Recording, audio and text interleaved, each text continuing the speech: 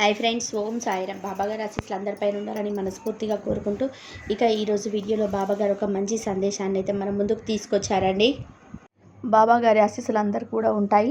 అందరి కోరికలు సంతోషంగా ఉంటారు. అందరి కోరికలు కూడా నెరవేరి ఈరోజు వీడియోలో బాబాగారి సందేశం అండి. మరో ఆలోచన లేకుండా, క్షణం కూడా ఆలోచించకుండా పార్వతీ పరమేశ్వరులను తాకు, నిర్లక్ష్యం అనేది చేయకు. ఖచ్చితంగా ఈ వీడియో పూర్తయ్యేలోపే శుభవార్త వింటావు. నా మీద నమ్మకం ఉంటేనే విను తల్లి అని అయితే మన బాబాగారు ఈ వీడియో ద్వారానైతే కొన్ని విషయాలను చెప్పాలి అనుకుంటున్నారు. బాబాగారు ఇలా ఎందుకు చెప్తున్నారో బాబాగారి మాటల్లో తెలుసుకుందాం ఫ్రెండ్స్. చిన్న రిక్వెస్ట్ అండి, మన వీడియోస్కి అయితే చిన్న లైక్ అయితే ఇవ్వండి ఫ్రెండ్స్. అలాగే ఫస్ట్ టైం చూసే వాళ్ళైతే మన సాయిబాబా పిలుపు ఛానల్ని సబ్స్క్రైబ్ చేసుకోండి. తల్లి పార్వతీ పరమేశ్వరులను తాకావు కదమ్మా, ఇప్పటి నుండి నీకు ఆ ఆది దంపతుల అనుగ్రహం అనేది నీకు కలుగుతుంది తల్లి. ఎన్నో కష్టాలు చవిచూసిన నీ జీవితంలో ఇకపై సంతోషాలు మాత్రమే పొంగిపోయేలాగా ఆ ఆది దంపతుల అనుగ్రహం అనేది నీకు ఉంటుందమ్మా. కానీ నీలో చిన్న లోపం ఉంది తల్లి. ఆ లోపాన్ని కనుక నువ్వు తొలగించుకుంటే నువ్వు నీ జీవితంలో ఉన్నత శిఖరాలను అందుకోగలవు. నీలో ఉన్న ఆ చిన్న లోపం నిన్ను ప్రతి పనిలోనూ కూడా వెనక్కి లాగేలా చేస్తుంది. అదేమిటో కానీ సరిదిద్దుకోలేని విధానంగా ఎక్కువగా భయపడుతున్నావు. ఏమీ కూడా సరిదిద్దుకోలేని లోపమేమి కాదులే తల్లి, చాలా చిన్న లోపం అని చెప్తున్నాను కదా. నువ్వు పట్టుదలతో కృషి చేస్తే గనక అది కొద్ది రోజులలోనే దానిని బయటికి పంపించవచ్చు. ప్రతి మనిషికి పట్టుదల అనేది చాలా అవసరం. ఏ పనిని చెయ్యాలి అనుకున్నా కూడా, ఏ పనిని మొదలు పెట్టాలి అన్నా కూడా నీలో పట్టుదల అనేది చాలా ఎక్కువగా ఉండాలి. నీలో చాలా శక్తి ఉంది తల్లి. ఆ శక్తిని నువ్వు గ్రహించలేకపోతున్నావు.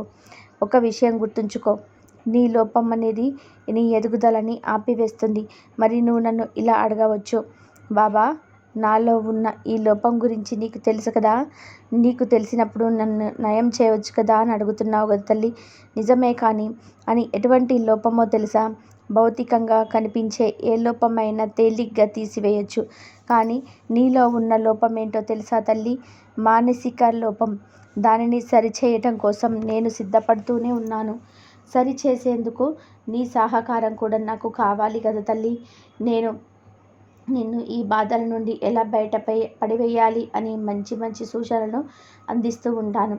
వాటిని నువ్వు స్వీకరించి పట్టుదల, నమ్మకం ఈ రెండు ఉంటే గనక అప్పుడు నువ్వు వీటి నుంచి బయటపడగలుగుతావు తల్లి. మిగతా అన్ని విషయాలన్నీ కూడా నేను చూసుకుంటాను. నీ మీద నీకే అనుమానం తల్లి.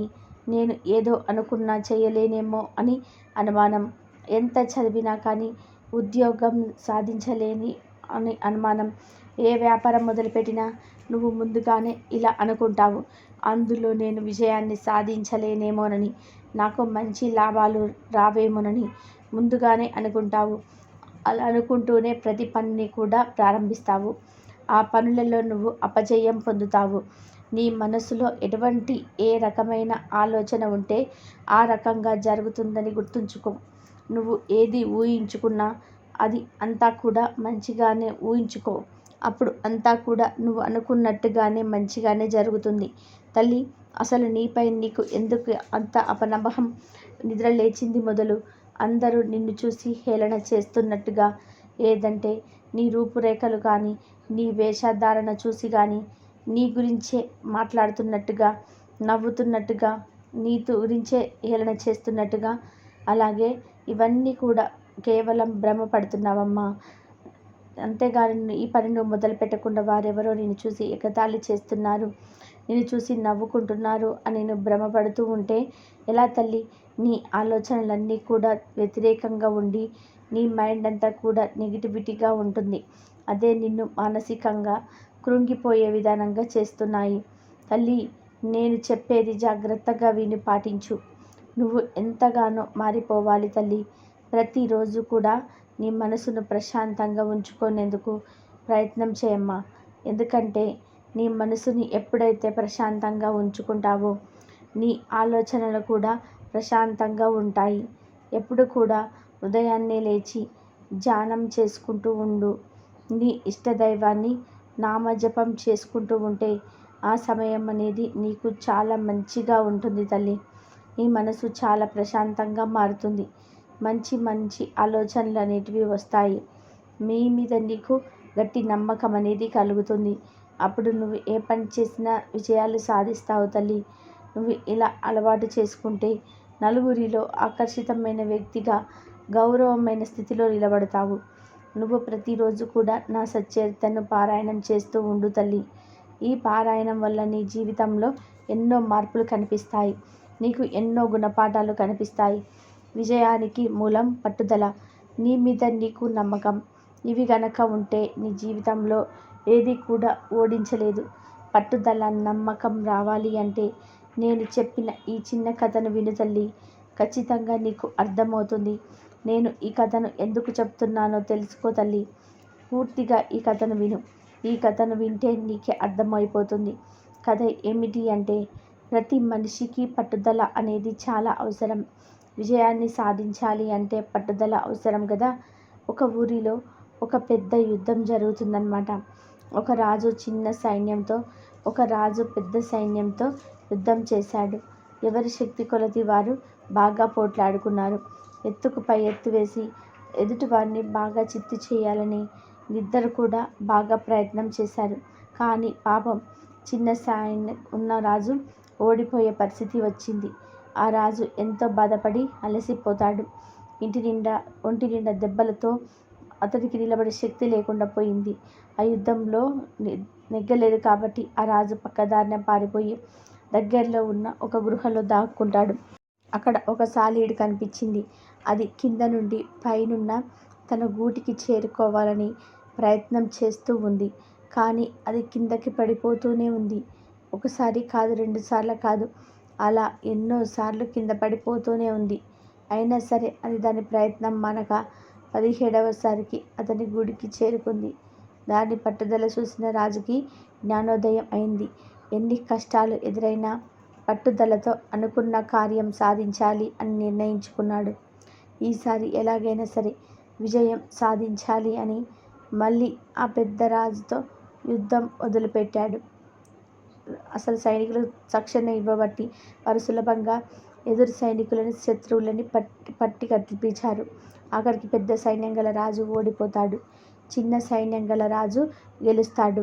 తల్లి, ఈ కథ ద్వారా నువ్వేం చెప్పాలి అనుకుంటున్నానంటే, పట్టుదల ఉంటే ఏదైనా సరే సాధించవచ్చు. అసలు మనం చేసే పనులు ఆలస్యం వచ్చిందని, ఆటంకం వచ్చిందని మధ్యలో ఆపేయకూడదు. ఎన్నోసార్లు మరలా ప్రయత్నం చేస్తూ ఉంటేనే విజయాన్ని సాధిస్తాము అని నీతి ఈ కథ ద్వారా అర్థమైంది కదా తల్లి. పొందాలి అంటే వెళ్ళే ముందు మనం ప్రయత్నించాలి అని ఈ కథ ద్వారా తెలుసుకుందాం. ఎప్పటికైనా సరే నీలో పట్టుదల ఉంటే ఎవరిని నిన్ను ఎప్పటికీ ఓడించలేరు. నువ్వు ఏది కావాలని అనుకుంటే అది ఖచ్చితంగా నువ్వు సాధిస్తావు. నీలో ముఖ్యమైనది పట్టుదల. ఆ పట్టుదల నిన్ను అమ్ముకొని ఏ పనైనా సరే మొదలుపెట్టు. ఖచ్చితంగా అందులో నీకు విజయం అనేది లభిస్తుంది. ఏది కూడా ఓడించలేదు. నీకు విజయం రావాలి అంటే నేను చెప్పినవన్నీ కూడా శ్రద్ధగా పాటించు తల్లి. నీకు ఓపిక, సహనం అనేది చాలా ముఖ్యం కాబట్టి నీవు ఎప్పుడు కూడా సహనంతో ఉండాలి తల్లి. అలాంటప్పుడు నువ్వు ఎదుర్కోలేని ఏ కష్టమైనా సరే ఎదుర్కోగలవు తల్లి. ఒక విషయాన్ని చెప్తానమ్మా. రామావతారంలో రాముడు పడిన కష్టాలు ఎవ్వరూ కూడా పడలేదు. ఎన్నో కష్టాలు, అవమానాలు ఆయన చూసినట్టుగా మరెవరు చూస్తూ ఉండరు. అయినా సరే ఓర్పు, సహనంతో ప్రతి ఒక్కరికి కూడా ధర్మం వైపు మార్గాలను అడుగులు వేయించి ప్రతి కష్టాన్ని కూడా వివరించి చెప్పారు తల్లి. ఈ మనసును నువ్వు ప్రశాంతంగా ఉంచుకోవాలి. నీకు ఉన్న భారాన్నంతా కూడా దించేసి తల్లి, ఎందుకంటే నేను ఎప్పుడు నీ పక్కనే ఉంటాను, నేను నీతోనే ఉన్నాను అని నువ్వు నన్ను మనస్ఫూర్తిగా నమ్మిన నాడు నీకు ఎలాంటి మానసికమైన బాధ కానీ లేదంటే అపనమ్మకం కానీ ఏర్పడదు. నీకు కలుగుతున్నటువంటి దుఃఖాన్ని బలవంతంగా నిలిపివేయాల్సిన అవసరం లేదమ్మా. అది నీలో ఉన్నంత వరకు కూడా నీకు ప్రశాంతంగా కూడా ఉండదు. నీ కష్టం, నీ బాధ, నీ కోరిక ఇప్పుడు నీతో ఉన్నాయి అంటే నీకు నా బాధలు చెప్పుకున్నావు కదమ్మా. నీకు దుఃఖం వచ్చినప్పుడు అణిచివేయవద్దు. మనసు అంత ఖాళీ అయ్యేంత వరకు కూడా కన్నీరును రూపంలో బయటికి పంపించేసే తల్లి. అంతేకాని చిన్న చిన్న విషయాలకి చీటికి మాటికి బాధపడకూడదు. నువ్వు భరించలేని బాధ అయితే నీలో ఉంది అని నేను ఒప్పుకుంటాను. నీకు మంచి మంచి సలహాలు ఇస్తున్నాను కదమ్మా. నీలో ఉన్న దుఃఖమంతా కూడా విడిచిపెట్టేసేయ్. పార్వతీ పరమేశ్వరుని ఆరాధిస్తూ ఉండు. శివనామ స్మరణ చేస్తూ ఉండు. ఖచ్చితంగా నీ జీవితంలో ఎన్నో మంచి మార్పులు అనేటివి నువ్వు గమనిస్తావు. నీలో ఉన్న బాధంతా కూడా బయటికి తొలగిపోతే మంచి మంచి ఆలోచనలు అనేటివి నీకు వస్తాయమ్మా. నువ్వు ఏ పని మొదలుపెట్టినా, ఏ పని మొదలు పెడితే నాకు విజయం వస్తుంది, ఏ పని చేస్తే నాకు అపజయం వస్తుంది అని ఆలోచించుకొని మొదలుపెట్టు తల్లి. నీకున్నటువంటి కష్టాలు తొలగించుకోవడానికి నువ్వు ముందడుగు వేయడానికి గలుగుతావు తల్లి. మళ్ళీ మళ్ళీ చెప్తున్నానమ్మా, ఎప్పుడు కూడా నీ బాబా నీ పక్కనే ఉన్నాడని పెట్టుకొని ఎల్లవేళలా నిన్ను కంటికి రెప్పలా కాపాడుకుంటారు. నువ్వు కోరుకున్నవన్నీ కూడా నీకు జరుగుతాయి. జీవితంలో తప్పకుండా సుఖ సంతోషాలు వస్తాయి.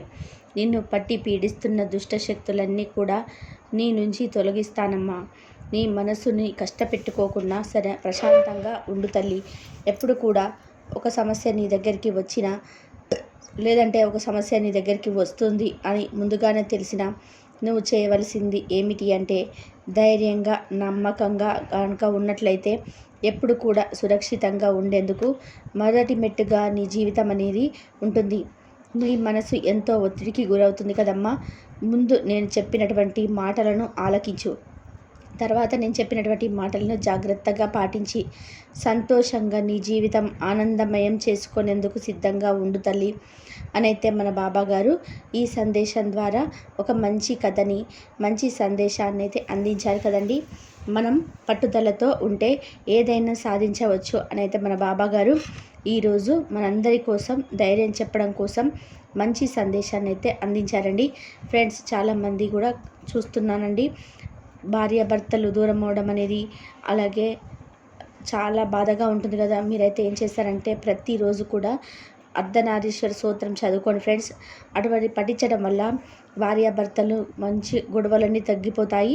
అలాగే విడిపోయిన భార్యాభర్తలు కూడా కలుస్తారు. ఇది అక్షరాల సత్యం అండి. తప్పకుండా మీరు పఠించి చూడండి, మంచి ఫలితం అనేది మీరే పొందుతారు ఫ్రెండ్స్. బాబా చెప్పారు కదండి, అంతా శివాజ్ఞ లేనే చీమైన కుట్టదు అని. ఆయన మనం వేడుకుంటే తప్పకుండా మంచి జారి చూపిస్తాడండి. ఓకే ఫ్రెండ్స్, ఇదేనండి ఈరోజు వీడియో. అందరికీ మంచి జరగాలని కోరుకుంటూ ఈ వీడియో ముగిస్తున్నానండి. వీడియో నచ్చితే కనుక ఒక చిన్న లైక్ అయితే ఇవ్వండి. అలాగే ఫస్ట్ టైం చూసే వాళ్ళైతే మన సాయిబాబా పిలుపు ఛానల్ని సబ్స్క్రైబ్ చేసుకొని సపోర్ట్ చేయండి. సర్వేజన సుఖినో భవంతు. సమస్త సద్గురు సాయినాథ్ అర్పణమస్తు. శుభమవతు. ఓం సాయిరామ్. బాబాగారి ఆశీస్సులు అందరిపైన ఉండాలని కోరుకుంటూ మరొక మంచి వీడియోతో మళ్ళీ కలుద్దాం. అందరూ బాగుండాలి, అందరిలో మనం ఉండాలి. ఓం సాయిరామ్. శ్రద్ధ సబురి. బాబాగారు ఏది చేసినా మన మంచి కోసమే చేస్తారు కాబట్టి అంతా మంచి జరిగిందని అనుకోవాలి. అందరూ బాగుండాలి, అందరిలో మనం ఉండాలి. ఓం సాయిరామ్. శ్రద్ధ సబురి. బాబాగారు ఆశీస్సులు అందరిపైన ఉండాలని కోరుకుంటున్నాను.